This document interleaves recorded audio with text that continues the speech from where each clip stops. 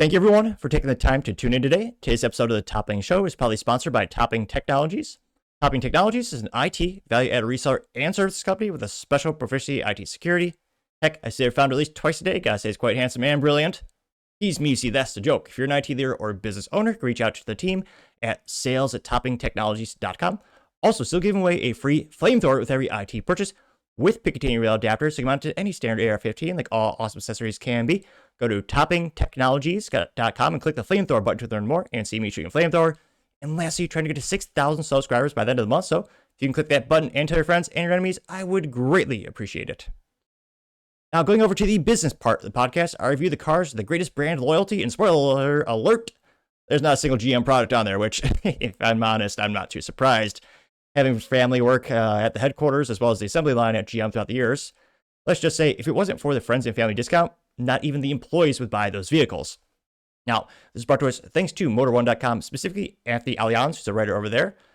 And a little spoiler alert in terms of what's the top brand, right on the top of the article, one of those beautiful cars out there. Now you know for sure it's not a GM product. And they say, quote, "These car brands have the most loyal buyers. Overall, buyer loyalty did dip below 50% though in 2020 or this year." And here you can see right on the top of the screen, Porsche GT4 RS, and a nice orange paint job, which, to Porsche's credit, they have some of the most fun colors out there. And that's one of the best cars of all time. Though, actually, that's a Cayman, I believe. Been a long week, folks. But nevertheless, since it's where that should have a stick shift, the RSs do not. But nevertheless, another topic for another time, perhaps. Again, credit to Anthony over there. And they say, quote, "Repeat customers are great for business. It builds relationships." Yeah. People wondering, why don't they buy another GM product? Once you buy one, as you buy another one, I can't help but think, it's not zero, but gotta be close. Again, they say, quote, "It builds a relationship between the buyer and the seller, and there are some brands which buyers can't get enough of." This year, JD Power's U.S. Automobile Brand Loyalty Study reveals that car companies that have a high rate of buyers with the highest return rate. The study examined 5 segments, 2 premium and 3 mainstream categories. Yep, spoiler, Porsche ranked above the rest in terms of premium car loyalty. Nearly 60% of Porsche buyers returned to buy the brand. Mercedes-Benz came in at second, with almost half of all buyers purchasing a vehicle from the brand, which I actually do wonder, how do they measure this in terms of, if you have a Porsche, and shout out to Chris, one of my buddies who watches the show, greatly appreciate it. He's actually the one who gave me some feedback to move some stuff in front of the screen, so my eye is more aligned with the camera. I won't say his last name for privacy concerns, but I say, Chris, buddy, appreciate you helping out the show with the feedback, and I'm going to reference you right now. One of the biggest Porsche aficionados, he doesn't just have the Porsche 911, which is awesome. He bought a Porsche SUV to tow it to the track, which is the most awesome and Porsche thing you can do. Though, I do give him a little bit of shit because the Porsche SUV, he got the one with automatic transmission, which, let's be honest, come on now. Again, he drives that thing till the wheels come off, getting a lot of bang for his buck. But yeah, I wonder how they measure that in terms of, they have a Porsche, then they buy another one. They're not replacing it. Is that, where does that fall to the metrics? I'm only partially kidding, but again, appreciate you watching the show, Chris. And I say, quote, "For the premium SUV segment, buyers can't get enough of Lexus."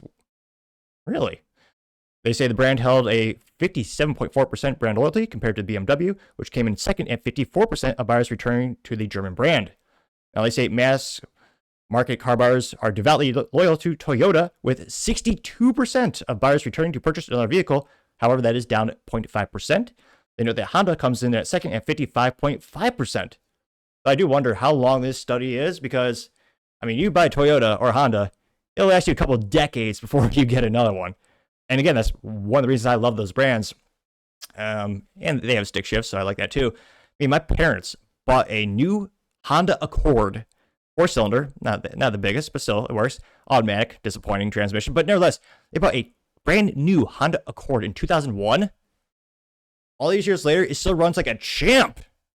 That's in the Midwest with all the salt too. It is still running like a champ.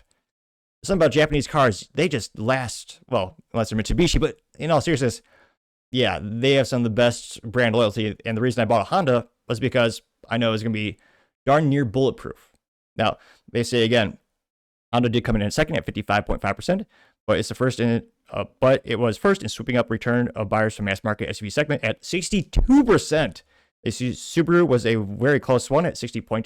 Wow, that was 62% for Honda, and Subaru came in at 60.6%. which I was going to say, we'll get a nice little chart going there. And yeah, interesting. Not a single Chevrolet product on there. Yeah. Now, not too surprising, Ford did make it. They say Ford remains the clear leader in the truck category with the highest loyalty rate in the industry at 66.6%, which that's the highest of everything. That's insane. So it makes sense. Like, Ford is known for one thing. Well, I guess maybe they're evil. It's 66.6%. I'm partially kidding. But yeah, the Ford F-150, as I don't know, every time I hear it, I pronounce it that way. Yeah, that is America's truck. Ugh, with the automatic transmission. But nevertheless, there's a reason those things are used at most work sites, and most enthusiasts love them when they're running. So I'm not too surprised that Ford came in at 66.6% for the F-150. That is the car or truck of the company. Now, they did note that that was actually up from 65.1% in 2024. They say, shockingly, it's not Chevrolet, Ram, or GMC that came in second place, but Toyota at 61.2%, which also increased this year, which I am a little surprised because Ram has exceptionally durable trucks, and people buy them. I mean, one of my friend's dad's, his truck, I think is 2008 Ram, got 253,000 miles, still runs like a champ. Although, again, recently they did, last year they had the straight 6 engine for the 1500 Ram, which most people didn't appreciate. Sorry, they're fixing it. Now they will come with a V8 standard for the 1500 series Ram pickup truck. But yeah, with Chevrolet and GMC, again, that's the same. It's the same actual truck with different badges are slapped down at the factory, the assembly line. I have a couple friends who bought those vehicles. Anecdotally, yeah, they have a lot more issues than the competition. And Toyota came in at 61.2% for the mainstream truck. That's a second place, which I'm not too surprised. Again, Toyota is tough as nails, although they did have that one issue with the V6 with the the Tacoma pickup truck, which is their light duty one. But yeah, not too surprised. Got Honda. I mean, Lexus is, luxury brand of Toyota. So Toyota won in both segments. Or, they got both their brands on there. Honda, of course, got 2 on there.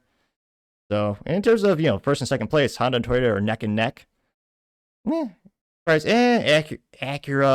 it's the luxury division of Honda. I'm not too surprised. I can't but think that's, again, in terms of volume, it's very small. But yeah, people buy Acura. I can't but think they buy it one time before they, unfortunately, come to Father Time. But yeah, I'm not too surprised. Porsche is one of the highest sports cars out there. I mean, I did a segment, I believe, a couple weeks ago around how the 911 is one of the best cars for retaining its value. But again, vehicles should never be treated as an investment mechanism. But yeah, they retain their value. People love those vehicles. They're going to buy them again and again and again. Well, in this case, 58.2% of the time. So nothing too surprising or standing out, or that, stood out to me too much. I mean, I just thought it was funny. Again, GM had, again, no one in there.